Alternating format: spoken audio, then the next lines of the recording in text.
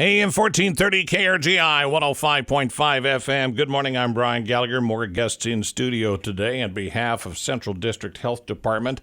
Colette Evans is the Health Project Supervisor, and I have good news. We're not talking about COVID today. Yes, but we are talking about something that is important to talk about. In fact, what we're talking about is the third most common cause of death. So this is serious stuff. Colorectal cancer. First, welcome. Good to have you here.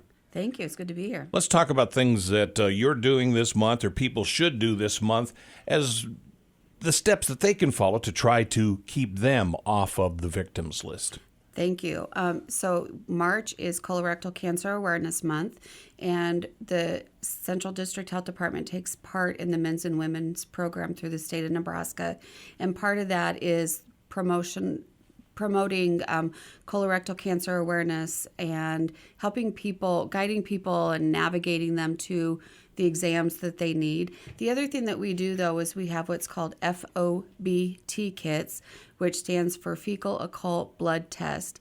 So a person, it's a 3-step process, and the test results will indicate if there's any traces of blood in the test, which would then prompt the participant to go on and get a colonoscopy with their doctor. These are, like a lot of cancers, they are detectable in advance. It's not necessarily preventable, but often that early detection makes a huge difference. It does. Early detection makes it very treatable, highly treatable when it's caught and detected early. The recommended age for starting to get your cancer tests for colorectal cancer is 45. It used to be 50, and we feel really fortunate that they've lowered it to 45 because we find that it's starting to affect people younger. And of course, we encourage anybody who is younger than 45 that is maybe at higher risk of developing colorectal cancer that they talk with their physicians about getting tested even earlier than 45. This is one of those things that you and your physician should have the talk about. They're prepared to share direct information with you, and sometimes you just need to say, okay, this is something that can be real. And as you've said, this early detection has helped to stave off some huge issues for an awful lot of people. It has. And I feel like people are uncomfortable talking about it or going through with the process. But the reason that it's so important is that almost 52,000 people died in 2020 from colorectal cancer.